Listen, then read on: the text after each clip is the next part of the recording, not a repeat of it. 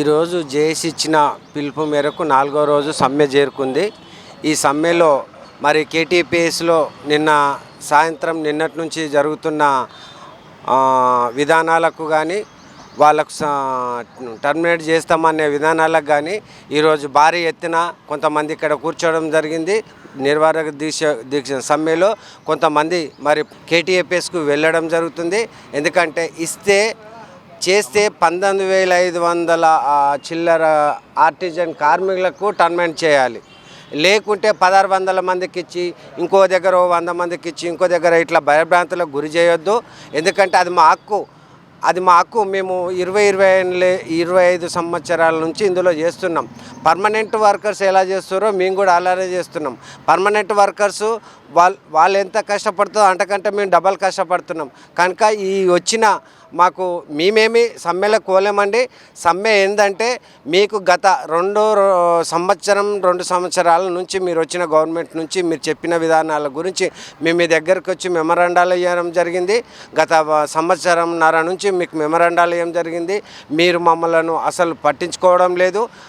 మేము వచ్చినా అసలు మీకు తెలియనట్టే. ఇలా అప్పట్లో బట్టి విక్రమార్క సార్ అయితే అసెంబ్లీ సాక్షిగా వీళ్ళు ఆర్టిజన్కు టీఆర్ఎస్ గవర్నమెంట్ మోసం చేసింది, మా గవర్నమెంట్ వస్తే బాగుంటుంది అనేది కూడా ఈ అసెంబ్లీ సాక్షిగా మాట్లాడినారు.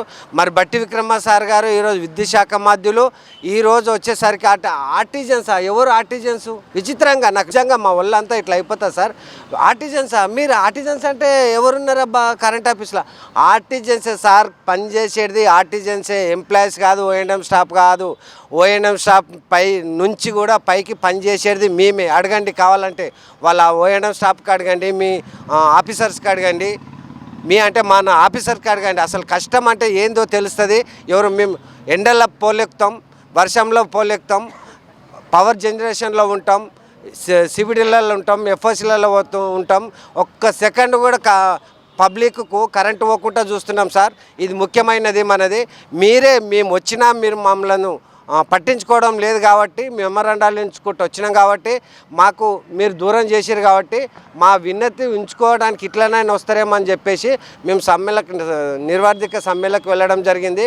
కనుక జేఏసీ నాయకులను పిలిచి ఈ సమ్మెను ఎంబడే మీరు ఒక మాట ఇచ్చి మీకు చేస్తాం, ఏపీఎస్బీ రూల్స్ చేస్తాం, మీరు తొందరపడకండి అని చెప్పేసి మాకు ఒక మాట ఇస్తే మేము కూడా ఖుషిగా ఉంటాం, మా భార్య పిల్లలు కూడా ఖుషిగా ఉంటారు. ఎందుకంటే ఏపీఎస్బీ రూల్స్ ఇక్కడ ఒకటే సంస్థ, ఒకటే వర్క్, మరి వాళ్ళు వర్క్ చేస్తారు. ఇప్పుడు మన కార్పొరేట్ ఆఫీసులో కొంతమంది ఉంటారు, వాళ్ళు కంప్యూటర్ వర్క్ చేస్తారు. మరి మా ఆర్టిజన్ కూడా కంప్యూటర్ వర్క్ చేస్తుండగా, మా ఆర్టిజన్ కంప్యూటర్ వర్క్ చేయకపోతే ఏఎస్సీ గారు డి గారు వచ్చి ఆడ కూర్చొని కంప్యూటర్ వర్క్ చేయరు కదా. ఇక్కడ ఫీల్డ్లో వచ్చే వరకు ఏముంటుంది, మేమే పోలెక్కాలి సార్. లైన్మెన్, లైన్ ఇన్స్పెక్టర్ అందరు నన్ను క్షమించాలి. ఎందుకంటే లైన్మెన్, లైన్ ఇన్స్పెక్టర్లు వస్తే పోలెక్కరు సార్, వాళ్ళకు హోదా పెరుగుతుంది కాదు, పోలెక్కలేరు. మేము గ్రేడ్ 1, గ్రేడ్ 2, గ్రేడ్ 3, గ్రేడ్ 4 ఇంకా చిన్నవి అన్నీ ఒక్కొక్కరు పోలెక్కుతారు సార్. 45 ఏళ్ళు, 48 ఏళ్ళు, 49 ఏళ్ళు, 50 ఏళ్ళు రిటైర్మెంట్కి వచ్చిన వాళ్ళు కూడా పోలెక్కుతారు సార్. అదే లైన్మెన్, లైన్ ఇన్స్పెక్టర్లు, సబ్ ఇంజనీర్లు ఎక్కరు సార్. ఆర్టిజన్ అనే కార్మికుడు ఎక్కుతాడు. మరి ఆర్టిజన్ అనే కార్మికునికి మీతో పాటు ఉండాలిగా. మీకు లీవులు ఉంటాయి, ఓఎల్లు ఉంటాయి, సిఎల్ ఉంటాయి, మెడికల్ ఉంటాయి.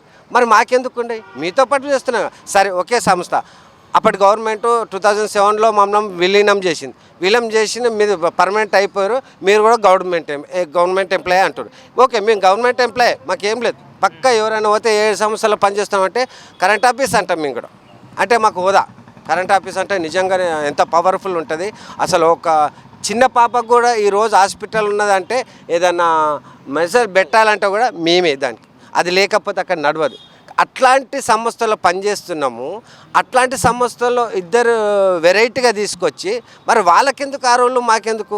మీకు ఎంత నీచంగా ఉన్నదంటే మాకు 12 లీవులు సంవత్సరానికి.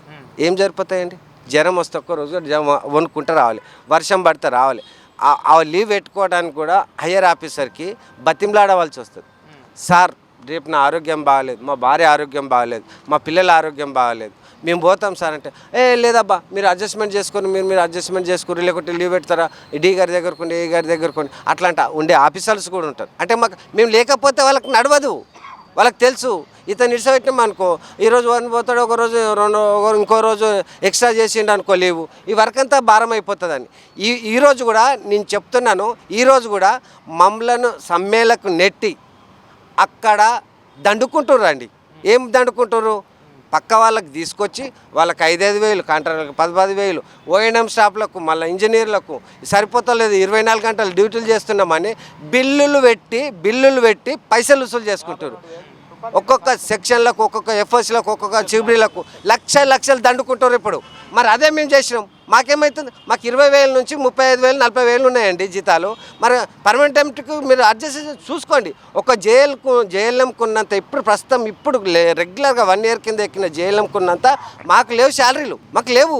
మళ్ళీ వాళ్ళకి అన్నీ ఉంటాయి, అన్నీ ప్రతి ఒక్క డిపార్ట్మెంట్ ఉంటుంది. మరి మేము కూడా అదే పని చేస్తున్నాం సార్. గౌరవనీయులు రేవంత్ రెడ్డి గారు, గౌరవనీయులు బట్టి విక్రమార్క సార్ గారు మమ్మల్ని మీరు ఆ రోజు గుర్తించారు, మీ పాదయాత్రలో గుర్తించారు, మీ కష్టం కరెక్టు అన్నారు.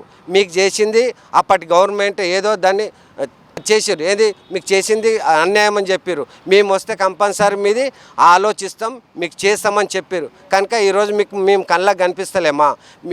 మీరు ఎక్కడ పోయినా, ఏడ కూర్చోవాలన్నా, ఏ మీటింగ్ పెట్టినా ఆ కరెంటు కావాలి. ఆ కరెంట్ ఇచ్చే కార్మికుడు విద్యుత్ ఆర్టిజన్ కార్మికుడు సార్. మమ్మల్ని దయచేసి చూసి మా సమ్మెలకు వచ్చినటువంటి మా జేఏసీ నాయకులను పిలిచి మాకు ఏం కావాలో అడిగి మమ్మల్ని ఈ సంస్థలో విలీనం చేసి ఏపీఎస్బి రూల్స్ ఇప్పించగలరని కోరుకుంటున్నాం సార్. ఇప్పుడు మేము ఆర్టిజన్ కార్మికులను రెగ్యులర్ చేయడం వల్ల ప్రభుత్వానికి ఎంత భారం పడుతుంది సార్? ప్రభుత్వానికి భారం పడదు. ఎట్లా పడుతుంది? ఇప్పుడు జీతాలు 1 లక్ష 2 లక్షలు ఉన్నాయనుకోండి సార్, అప్పుడు భారం పడుతుంది. మాకు ఉండేది ఏం సార్? 20,000 నుంచి 35,000 40,000 జీతం, ఓకేనా? జేఎల్ఎంకి ఇచ్చినాం అనుకో ఇంకా తగ్గుతుంది మాకు. ఎందుకంటే జేఎల్ఎంకు 20,000 15,000 18,000 అది ఉందనుకో, గదే వస్తుంది. 30,000 గదే వస్తుంది. మళ్ళీ మాకు పెట్టాలంటే మళ్ళీ పిఆర్సీ రావాలి. అప్పటి వరకు కూడా మేము ఖాళీ ఉండాలి. మా ఆత్మగౌరవం కోసం ఇది. అంటే మీరు ఎలాగో, మీ తక్కిన పిల్లలు ఎలాగో మేము కూడా అలాగ, అంటే పెద్దోడు ఎట్లనో మీ చిన్నోడు కూడా అదే ఆత్మగౌరవం కావాలని కొట్లాడుతున్నాం. ఇది ఇవాళ మా జేఏసీ తలపెట్టిన 4వ రోజు నిర్వధిక సమ్మె. మేము 4వ రోజు పూర్తి చేసుకున్నాము. నిన్న మాకు జేఏసీకి పిలిపించారు. మా చర్చలు అనేటివి విఫలమైనాయి. మా బాధ మా బాధ చెప్పుకోలేని బాధ. ఇలా ఎండల వానల పనిచేసేటోళ్ళం మేము. ఏదైనా ప్రమాదాలైనా ఏమైనా అయినా మా ఫ్యామిలీకి కానీ మాకు కానీ ఎటువంటి భరోసా లేదు. ఇవాళ మేము గవర్నమెంట్ హాస్పిటళ్ళల్లో ట్రీట్మెంట్ చేసుకుంటూనే నడవాలి, అదే ఆపరేషన్లు అందులోనే కావాలి. మాకు ఎటువంటి బెనిఫిట్స్ అనేటివి మెడికల్వి లేవు. అది కర్మగాలి ఆ రోజు చనిపోతే గిట మా భార్య పిల్లలకు నేను ఏదైతే చేస్తున్నానో, నా బిడ్డ డిగ్రీ చదవని అదే 4th గ్రేడ్ నౌకరీ ఇస్తుర్రు, ఆర్టిజన్ నౌకరీ ఇస్తుర్రు సార్. ఇవాళ మేము రిటైర్డ్ అయితే మాకు వచ్చే రిటైర్మెంట్ ఫండ్ 20,000 నుంచి 25,000 రూపాయలు. నాతో చేసిన మా గురుగారు అంటే ఉన్నారు మాకంటే పెద్దోళ్ళు, వాళ్ళ ఆర్టిజన్లు నిన్న మొన్న నెలల రిటైర్డ్ అయ్యారు. ఇప్పుడు రానున్న 2-3 రోజులలో కూడా రిటైర్డ్ కానికే రెడీగా ఉన్నారు సార్. వాళ్ళకు వచ్చే కనీస వేతనం అది రిటైర్మెంట్ ఫండ్ 12,000 నుంచి 20,000 రూపాయలే సార్. మేము ఇవాళ చాలా ఈ విద్యుత్ సంస్థని నమ్ముకొని మా వెన్నుపూసలు విరిగినాయి సార్. 2 సార్లు పొల్ల మీదకించి పడ్డా. మ్యాక్సిమం వీళ్ళని ఒక్కొక్కళ్ళని షెట్లు ఇప్పి చూడు, మొత్తం మా బొక్కలు ఇరిగి ఉన్నాయి మావి. ఈ అనంతరావు ఎన్నిసార్లు 2 సార్లు పడ్డాడు, నేను 2వ పడ్డా. మ్యాక్సిమం అందరం కింద పడ్డోళ్ళమే ఉన్నాం సార్. ఇవాళ మేము ఏదో మాకిప్పుడు ఈయన ఇచ్చినా కూడా నేను ఒక 20 ఏళ్ళు ఏం శాశ్వతం కాదు, తిప్పి కొడితే 4 ఏళ్ళే చేస్తా నేను. ఇవాళ 45 ఏళ్ళు వచ్చింది నాకు, ఇంకెన్నేళ్ళు చేస్తా అని. దయచేసి యాజమాన్యం కానీ డిపార్ట్మెంట్ కానీ మా మీద మేము అసలు ఇచ్చే జేఎల్ఎం జీతం కూడా రాదు సార్. మాకు వచ్చే జీతంలోనే గౌరవం ఇవ్వమంటున్నాం, అంతకుమించి ఇంకేం లేదు. మాకు రేపు రిటైర్డ్ అయితే మాకు 10 లక్షల రూపాయలు వచ్చేటట్టు చూడండి. మేము వస్తే మాకు ఫినరల్ ఛార్జెస్ ఏవా సార్? మాకు ఫినరల్ ఛార్జెస్ అనేటువంటి ప్రతి ఒక్క డిపార్ట్మెంట్లో అవి కూడా గతి లేకుండా ఉన్నది. ఇవాళ హైదరాబాద్ సికింద్రాబాద్ జంట నగరాలల్లో ఇచ్చే విద్యుత్ ఎట్లాంటిదంటే మేము సర్ప్లస్ సప్లై ఇస్తున్నామండి. ఒక్క చిన్న ప్రోటోకాల్ ప్రాబ్లం వచ్చినా మమ్మల్ని ఎట్లా అంటే పని చేసే టైప్లో డ్యూటీ చేయించుకుంటారు. మళ్ళీ మేము ఇవాళ 20-25 ఏళ్ళ నుంచి గొట్టు చాకిరి చేస్తున్నాము. అయినా కూడా మా శ్రమను గుర్తించలేకపోతుంది ఈ యాజమాన్యం మా మీద ఎందుకు ఇంత కక్ష సాధింపు అనేది అర్థమైతలేదు. ఇవాళ మేము దగ్గర 2 సంవత్సరాల నుంచి జేఏసీగా ఫామ్ అయ్యి మేము ఈ బాధ మా ఈయని కల్వని మినిస్టర్ లేదు, ఈయన టేబుల్కి వినతి పత్రం లేదండి. మేము కింద స్థాయి ఏ నుంచి డి నుంచి ఎస్సీ దాకా CMD దాకా మేము ఇచ్చినాము. అట్లనే మాకున్న ఇక్కడ లోకల్ నాయకులకు కానీ మా ఎమ్మెల్యేలకు కానీ ఎంపీలకు కానీ దఫాలుగా కలుసుకుంటాం. మేము మా విన్నతి రేపు అసెంబ్లీ జరగబోతుంది, బడ్జెట్ సెషన్లో మాకేమైనా న్యాయం జరుగుతుందని కాళ్ళ ఏళ్ళ మొక్కినాం మేము. ఇవాళ లాస్ట్కి మాకు ఎవరు ఏం చేయకుంటే రోడ్డు మీద రోడే దిక్కయింది. ఇప్పుడు ఈ రోడ్డు మీదనే మేము సావరేవో తేల్చుకుంటాము. ఇవాళ 20 ఏళ్ళ నుంచి మేము చేస్తున్నాము. మా సహనాన్ని పరీక్షిస్తున్నారు. మేము ఆల్రెడీ మేము వచ్చేటప్పుడే డ్యూటీకి వచ్చేటప్పుడు నేను ఇవాళ నైట్ ఇంటికి వస్తానో రాను అని నా నమ్మకం లేకుండా వస్తా. నేను చూస్తా ఎన్ని రోజులు ఇట్లా ఇది చేస్తుందో. ఇవాళ నేను నాకు ఇస్తే గౌరవం ఇవ్వాలి, లేదంటే నేను సావనైనా చావాలి. ఇది మా ఆర్టిజన్ ఐక్యత.